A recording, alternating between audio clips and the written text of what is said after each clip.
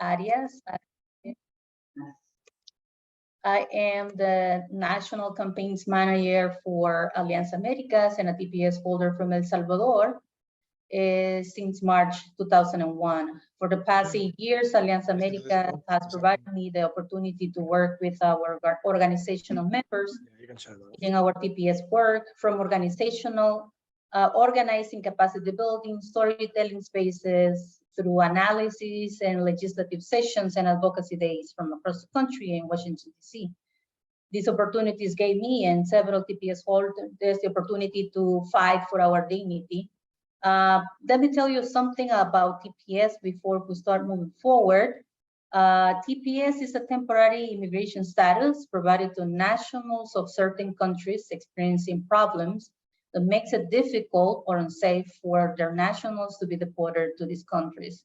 It provides work permit authorization and stays of deportation to foreign nationals from those countries who are in the United States.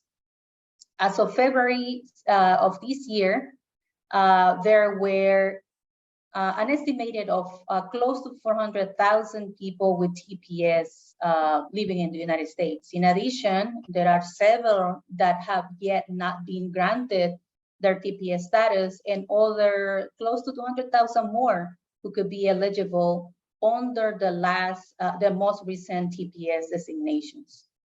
With this brief summary about TPS, let me tell you that we are grateful for all the work and support of those who are attending today's briefing. Your work has already been a great support for the TPS movement.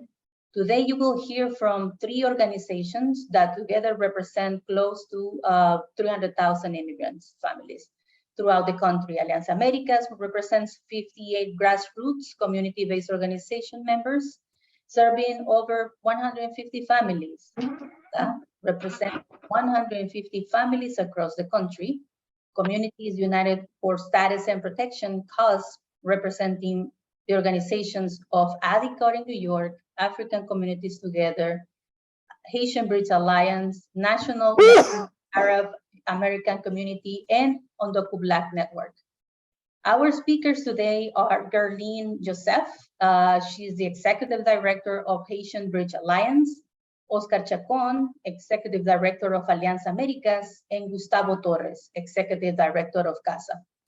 With the commitment to continue to work with to protect TPS holders and improve the quality of life TPS holders, several organizations from across the country will come together with the support of We Are Home campaign, and we collaborated to put together a TPS summit to engage and actively have TPS holders to decide and to identify opportunities for action and to protect other communities under TPS designations. The TPS Summit took place from May 10 and May 11 in Washington, D.C., gathered more than 150 directly impacted people and advocates who had the opportunity to participate in capacity building workshops and conduct legislative visits. We also created a space for movement advocates to meet on May 25th and 26th in Washington, D.C. to discuss what's next on TPS, reflect on the work we all have led over the past 5 years, and to dream together. That strategy session was an affirmation of our urgent need to keep the TPS movement active and leading the path towards protection. On a volunteer basis, several movement partners agreed to lead follow-up discussions as part of the strategy session and next steps, including this conversation. Last but not least, this is a group that is self-selected, not handpicked and or exclusionary. With this introduction, I will pass it over to Oscar Chacon, Executive Director of Alianza Americas. Oscar, go ahead. Thank you, Yanira, and thank you everyone for joining us today. I just want to emphasize something that we actually discovered as the We Are Home campaign was actually implementing its work over the past 18 months or so, and it is that TPS is indeed crucial. It is a form of protection, as temporary as it may be, but very, very life-changing for people who have been able to benefit from this particular benefit. We believe that the next 18 months are going to be crucial to ensure that the people who have currently TPS remain protected, but also to keep expanding the number of people who can actually benefit from this particular form of protection. We are committed to doing everything we can over the next 18 months to ensure that we keep moving forward with TPS. As I said, I mean, both keeping people protected, those who already have it, but also increasing the numbers of people who get protected. I think that between now and the time the next presidential election happens, we feel very strongly that we have a very good chance to actually move forward and, again, get more people protected under this particular form of protection. I want to invite, actually, a dear friend, Werlene Joseph, to actually tell us a little more about in what ways do TPS actually make an incredible difference for communities. So Werlene, please share with us a bit of the stories of your experience working with people who have been TPS recipients. Thank you so much, Brother Oscar. Thank you, Yanira, for setting up the table and really center the lives of TPS holder, because you yourself is a TPS holder. And I'd like to say thank you to everyone who took the time to join us today. We really appreciate it. In the work that we do, we work with directly impacted community members. It is not just something we see, but it's something that our people experience. And one of those people is John. And John was an asylum seeker who was in Mexico, and he started engaging in community organizing and really being a voice for Black migrants at the US-Mexico border in Tijuana. Unfortunately, due to extreme prejudice on the ground, he was forced to flee again. And we were able to apply for an exemption for him, and he was able to make it. But he meets the first TPS designation for Haiti that was passed in May. And I can tell you that we named the extension to July 30th, 2021 after him, because he was one of the inspiration that really pushed to center the realities in the lives of people in need of TPS. After a year and a couple of months, he finally received his TPS 2 weeks ago. And his story really speaks to the need for us to continue to support, to continue to engage, to continue to make sure that we win. We win for the people who are in need, providing protection for deportation, and giving them the opportunity to provide for themselves and make sure that they are able to live with dignity. That is why we are here. That is why so many different organizations have decided to come together to make sure that we continue to work with and on behalf of those extremely impacted and extremely vulnerable community members to assure that the fight doesn't just stop here. And I want also to highlight that with our partners on this call, the Haitian Bridge Alliance was able to lead and communicate and collaborate with CASA, with Alianza, with many other organizations, with undocumented Black African communities together to earn and win a long-fought battle for 150,000 people from Haiti and 50,000 people from Cameroon. That's 200,000 people who are able to live without the shame of deportation or potentially losing everything. So the fight is not over, but we will continue with your help, with your support to fight for each and every one of them. Brother Oscar? Thank you very much, Werlene. And let me just go back for a moment to something that my sister Yanira actually said. Temporary protected status is designed to actually provide protection for people who are already in the US and who cannot go back in a safe manner to their own countries. I think it's important to point out that the world we live in is full of perils, not only perils that are man-made, so to speak, particularly economic, social, political oppression that very often lead to conditions that make people flee and impossible for them to go back. But we also live in a world that is every day more and more fragile to the consequences of climate change. This is another area where many regions around the world, but particularly when it comes to Central American nations, Caribbean nations, we are especially vulnerable to the likelihood that there can be a combination of everything I just mentioned and more, which is another powerful reason why we believe it's important to not only defend TPS, keep it in place, but ensure that the capacity to protect people in need of protection and support is actually granted.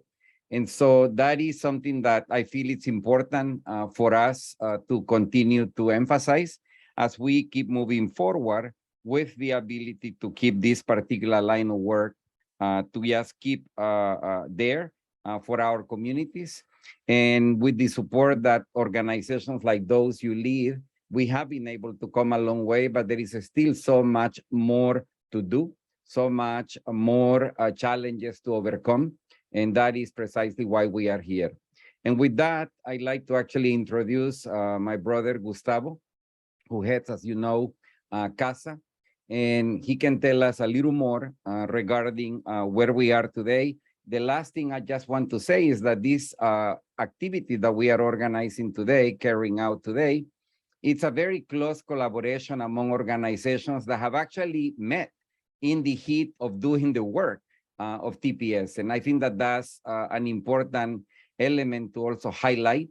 The work we have done and the work that we are planning to do will allow us to bring even closer together working relationships among CASA, Alianza Americas, and COSP as a combination of organizations that, as it was already mentioned, reach to a large segment of the population that have already benefited from TPS, but that could benefit more if we are able to expand these forms of protection. Gustavo, please join us. Thanks, Oscar, for this analysis, and thank you, everybody, for being present with us in this very critical moment for TPS. And I just want to tell you how we are going to win this fight. And to do that, first, I have to follow up what Oscar said about the coalition. Remember, it's 26 organizations represented today, is called by our three hosts, CASA, Alianzas, and CUPS. But they are only the beginning. This group will continue to grow as we build our campaign.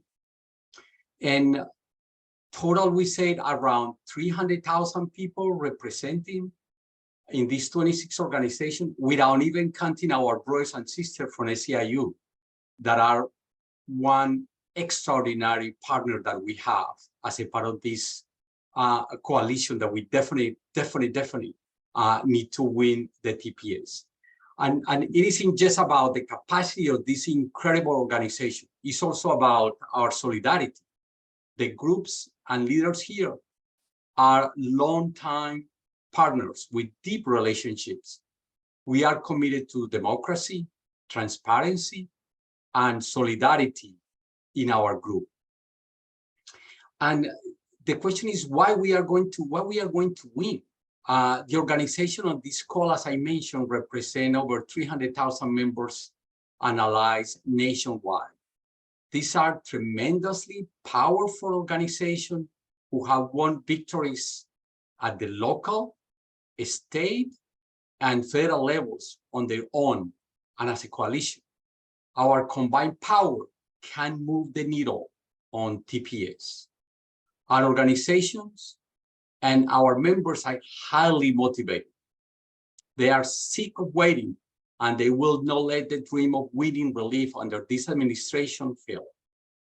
We have shown how we can work together to win big things. We fought together for immigration justice during the Bush administration, the Obama administration, the Trump administration, and today. We have won and lost important battles together and have grown stronger each time. Now, let me tell you the 7 critical components or tactics that will secure the victory. Number 1, the base organization budgets. As you have heard, our organization have long and deep experience in TPS work, but our work is not focused in TPS alone. Each of our organizations is a grassroots, power-building organizations committed to fighting for justice for immigrants and working class people on many fronts. We have to invest in the development of our emerging leaders who are critical of not just this campaign, but future campaigns. Capacity investments will ensure that we are turning moment into movement. The second one, powerful DC mobilization. We have this extraordinary capacity to bring tens of thousands of TPS activists and their families to DC for powerful, highly visible mobilizations that the public and this administration cannot ignore. Number 3, regional mobilizations in key cities and states. Exciting opportunities exist around the country to stand up local coalitions that bring together organizations and activists from across the TPS campaign. A bottom line is to dive deep where strategy allow us to make our case not just to the president and to the key administration officials, but also secondary targets across the country who can move the administration, be those governors, key religious leaders, or others. Number 4, powerful communications. Test and deploy highly effective, highly targeted communication campaigns. We will work together to develop and test these messages, and then ensure that everyone from your neighborhood to senior White House staff are seeing our fight. We'll tap our collective partners in the media to generate newspapers and TV coverage across the country, making our demands impossible to ignore. Number 5, nationwide rapid response. The very nature of our TPS requires the capacity to throw down quickly when a precipitating crisis happens, like hurricanes or coups, etc. We'll support rapid response efforts in DC and beyond. When it's time to put the pressure on our members or members at other support organizations will be at the press conference, media events, public meetings, and town halls when external conditions move the urgency of the TPS designation. 6, direct lobbying. But we know this battle will not be won with outside game strategy alone. These are sophisticated organizations with deep partnerships in Washington, most of whom have their own national lobbying staff and also have high levels of trust and collaboration working with key DC advocacy groups. And finally, sector-wide support. Our organizations are engaged in some of the most powerful country or region campaigns currently underway. But we don't reflect every country. MASA, a mission-allied lobby firm, has been staffing TPS-wide coordination and providing significant support to country campaigns that are new to the work, ensuring that they continue to play this role and support implementation advocacy is a key part of our campaign. Now, I want to speak a little bit about the budget. Doing all of this work nationally will be difficult, but we know we have some of the most talented, passionate, and motivated organizers in the world in our organizations. And we know these leaders and community members can do the work. They have the courage, the skills, and the passion to do it. What they don't have is the resources to do it. We have worked together as partners to put together a collective budget for this work, which has been distributed to all of you in the one-pager that was sent before this meeting. We believe the cost to win these victories will be about $4.3 million. But I want you to see a few things beyond the numbers in this budget document. The diversity of tactics that I have just described to you, it will take a completely aligned vision of organizing, lobbying, mobilization, legal, and communication work to win. The outstanding planning and thinking that has gone into this campaign, and for that, by the way, we should also acknowledge the leadership of Bridget Gomez, who was so thoughtful and dedicated to continue this fight as we are home shutdown operations, including by providing seed funding to the coordination effort, as well as commitment to our principles or making sure our networks like Alianza, CUPS, CASA, who represent many organizations, get 4 times the funding of individual organizations. I want to invite Caroline Tran from CUPS to describe a little bit how we are going to really spend the money, the percentage in this budget that we have. Caroline, please, you go ahead. Thank you so much, Gustavo. Let me just replace that. So we took the budget in consideration, looking to the leaders of this movement around strategies that have worked, where they felt that the budget was should be prioritized. And the way that we broke down our funding was 20% communication and advocacy, 40% towards mobilization, which as a coalition, we agreed to convene twice a year, national, state, and to invest in rapid response. 35% of the funding that is raised is to go towards capacity building, and that is direct grants to our partner organizations. And like Gustavo mentioned, we all agreed that networks receive a higher ratio because of the impacted members that they would be serving. And then we budgeted a little bit for overhead and planning. Thank you, Caroline. I really appreciate that description. And you know, you have heard from some incredible leaders today. Caroline, Oscar, Yanira, Galvin, but our organization represents, as I mentioned, more than 300,000 members and allies. And for every talented leader you have heard today, there are hundreds of voices you are not heard, hundreds of organizations, activists, and ordinary community members who are desperate for relief, who deserve to be heard, and whose demands will not be ignored. Our campaign will amplify those voices to live out their struggle and to win some release for them and make a giant step forward towards justice for these people who need and deserve TPS relief. From Central America to South Central Asia and across the world, the immigrants in our coalition had suffered and struggled and strived for so long, and they deserve the dignity and rights of citizenship. But until we can win that North Star victory, we must fight for every scrap of justice we can. This coalition can win TPS for millions in the coming months, but we cannot do it without your support.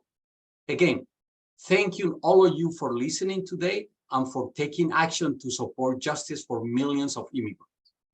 My sister Galin from the Asian Bridge Alliance will tell you how you can help. Sister, please, you go ahead. Thank you so much again, and Gustavo, for really going more in depth and sharing how we together, building power, empowering community members to join the fight, will win for hundreds and thousands of people, their lives and their families. How do we do that? We cannot do it without you. As organizations on the ground, serving communities, being ourselves impacted community members, we need you. We need each and every one of you to continue to support. I want to highlight something. 5 years ago, there were a lot of push and action and investment into immigration, into TPS. But believe that with a change of government, a change of power, things were going to be better, easier. We did experience withdrawal of support. But at the stage where we are right now, when we see the fight for TPS specifically is harder than ever, when we see the fight to make sure that immigration legislation, immigration are included and taken care of, is not what we hoped, what we believed it was going to be. We see increased despair within our community. We see increased despair and lack of momentum within the movement because of lack of support. Today, more than ever, as we are looking into the future, as we are working with those men, women, and the children to come together and make sure we have the support to build capacity and push through for the long term. Yes, today we come and ask and we are joining forces, but we need you, each and every one of you, to join us in this fight, to join us in this fight for life and protection. We are grateful that we are home, invested in the work through TPS because of action and strategic convening, which brought us about 450,000. And we are extremely grateful for our partner at SCIU for their in-kind donation to support a staff coordinator. But is that enough? Can we continue to really provide, support, serve, and fight? We need each and every one of you, and we are asking for commitment. Today, you don't have to say right now, but our goal, our hope is that you are committed to support the work that all organizations are doing collectively to provide direct services, to push for organizing, to push for policy change, and make sure we win. Our goal is to win protection for those people who are extremely deserving, for those people who are literally living under a cloud of fear and shame. And I know, I see it every day to our family members, to our staff members, to our neighbors. We see it, we live it, we experience it. So we need each and every one of you to join us in this fight to win freedom and protection for hundreds and thousands of people who are currently here living in fear.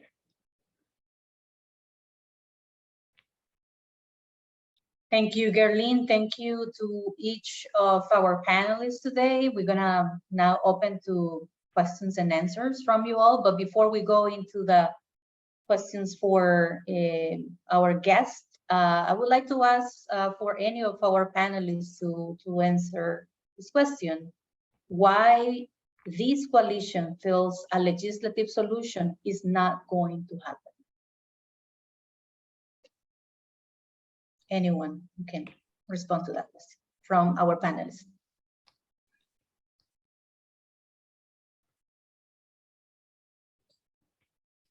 Brother Oscar, you're on mute, Oscar. Your mic is not working. So I will answer, I will take it. while Oscar is organizing. I believe, I mean, we understand the political reality of Washington, right? We, as you know, we were part of the We Are Home campaign. We invest a lot of resources. You support this extraordinary coalition. And unfortunately, we didn't have the votes. That is the reality. We just don't have the votes to be able to win this in Congress. But we have an administration and we have a Secretary of Homeland Security who we believe that if we do the right thing in this campaign that we are started, we are going to accomplish the TPS. So it's a political reality. That is the truth. The political reality that doesn't allow us to win in Congress at this time. Thank you, Gustavo. With that, I would like to open the space for everyone to ask questions to our panelists. Feel free to send your questions also via the chat, or raise your hand, open up your mic, and share with us your thoughts and questions.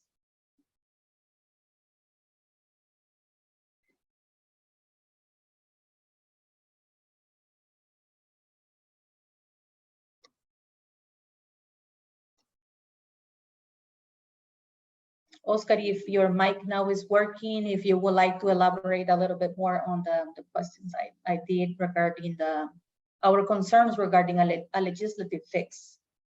Well, I think Gustavo covered it very well, and I assume you can hear me now. Yes. In essence, we should make no mistake. I mean, the people who have been TPS holders for more than 20 years, they wish for nothing more than to be able to gain a more stable, secure immigration status. I mean, there is absolutely no question about it. The very first TPS granted back in the year 1990,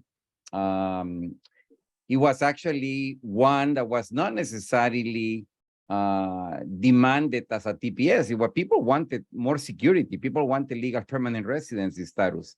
And I can tell you that going back that many years, people were always clear about what they ultimately wanted. I mean, I think that everyone in this call is fully aware of how incredibly politicized and how incredibly full of misinformation, disinformation, the debate about immigrants and immigration has become, that essentially, as Gustavo said, you know, we just have not had the capacity to garner the votes necessary to change the law in the way that would be required for actual permanent residency status to be achieved.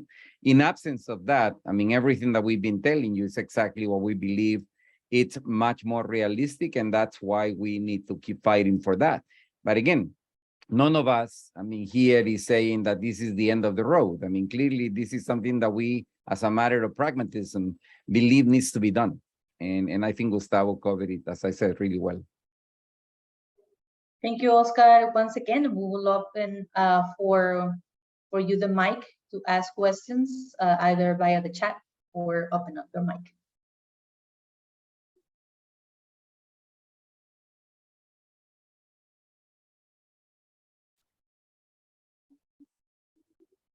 If no questions in the room right now, you can also reach out to Jesse, the Development Director at CASA. His email is on the chat, and feel free to send questions to him. And I see a question from Kim. You would like to ask your question on the mic, Kim, or you want me to read it? Sure, I'm happy to. Thank you, Yanira. This is actually a question for the funders, because you see politics in Washington from a different angle. I'm curious if you have drawn the same conclusion about the possibility of legislative action. In the same way that as movement orgs, we are really focused 24/7 on the Biden administration.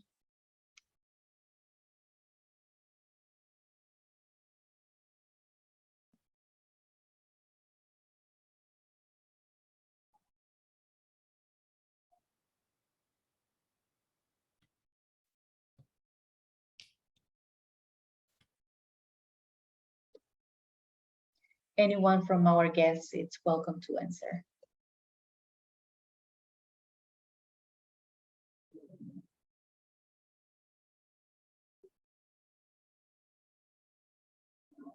Well, I know it could be hard to really answer, but we really want to be in community with you all to see. So we don't want this to be a one-sided, we're coming and telling you these are the things, and really would love to be in community with you to hear if you have any feedback, any questions.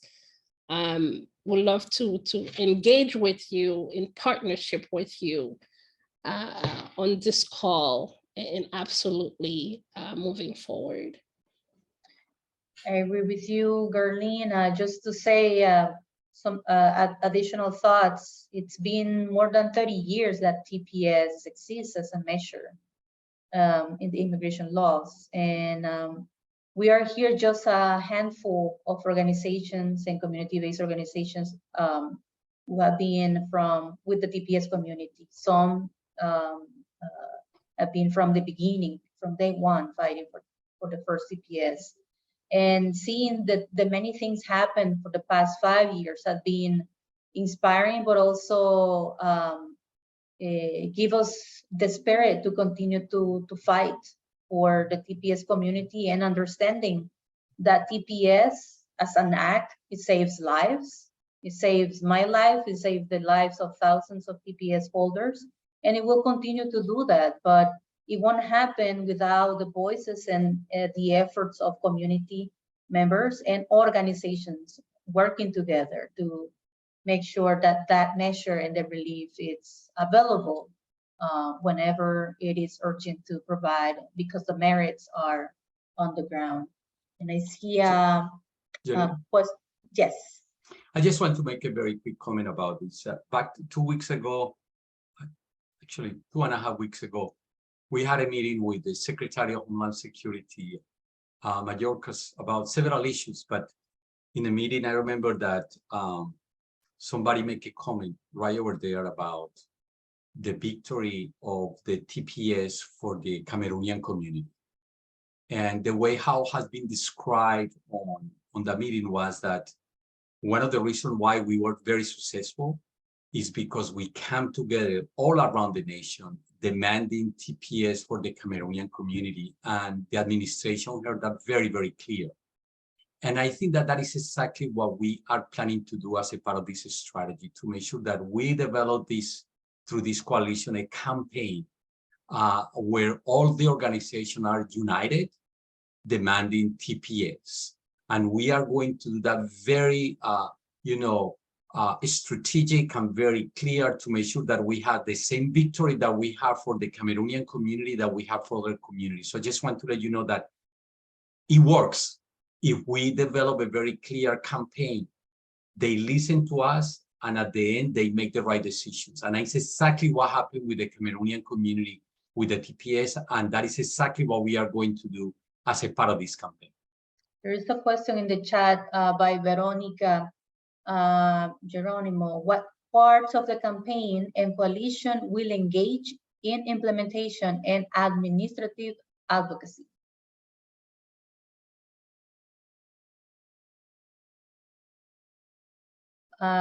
Jesse, would you like to answer by the mic, or?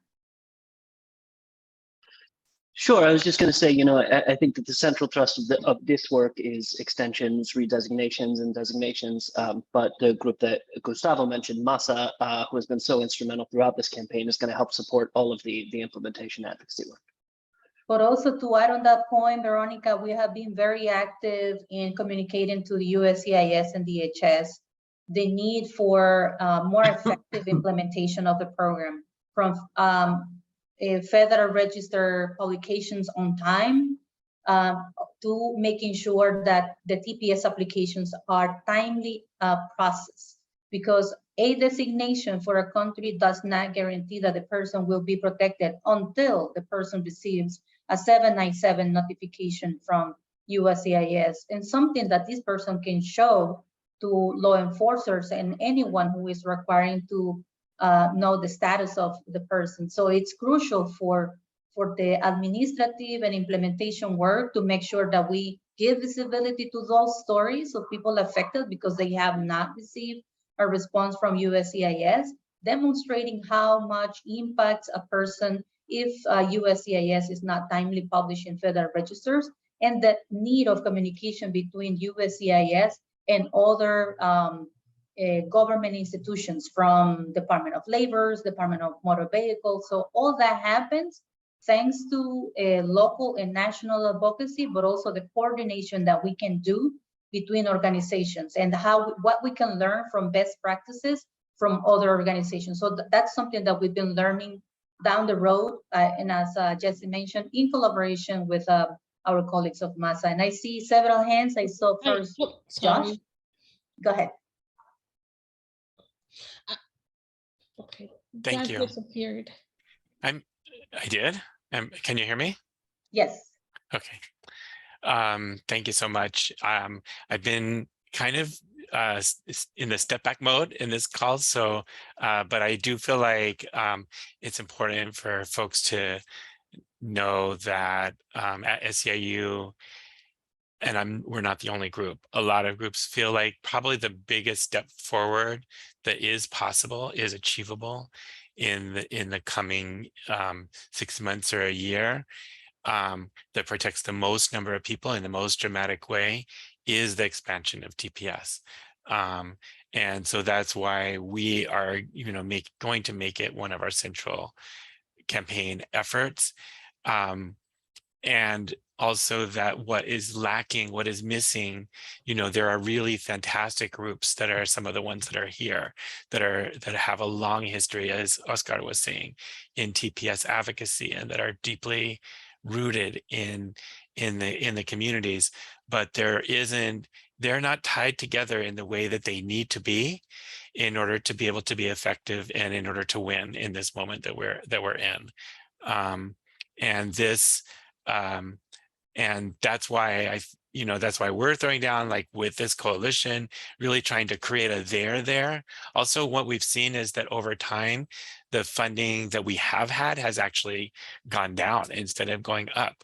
And so, and that's a shame, because now this is really the thing that we can accomplish.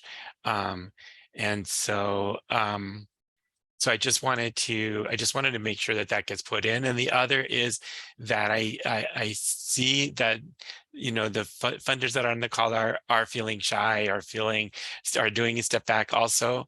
And I want to urge you to speak up, because we're going to take away that you're not interested, or that you don't care, or that you don't think it can be done.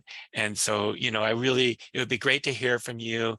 Thank you, Veronica, for asking a question, but let's speak up. Let's have some dialogue, if at all possible, so that we can make this into something that can move us forward. These moments. Thank you, Josh. I just wanted to quickly add, thank you, Josh, for always supporting and always advocating that not only do we need extension, but we need designation of new countries and redesignation of countries we already have.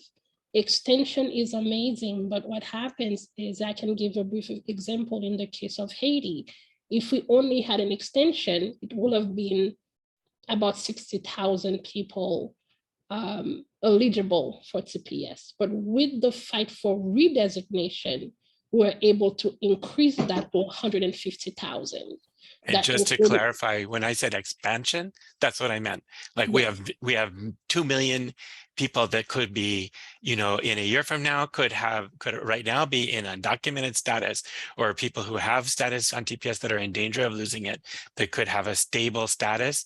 If we're successful, it is on the table for us. Yeah, thank you. I just wanted for us to clarify for our guests what exactly we are looking into. Thank you so much. Thank you. We're going to be mindful of your time, but this conversation is just a small example of why it's so important, the funding, for us to continue, not only to mobilize and educate and do the strategy, but make the stories visible. The communication component is crucial for the campaign. So we thank you again for your time, for joining us. And feel free to send questions to our panelists as well via email, and including Jesse. And we thank you again for the time that you dedicated to listen our compelling arguments, and we hope to hear from you soon in your questions. Thank you to all of our panelists Thank and you. to everyone to collaborate to put this together. Good afternoon. Thank you. Sure. Gracias.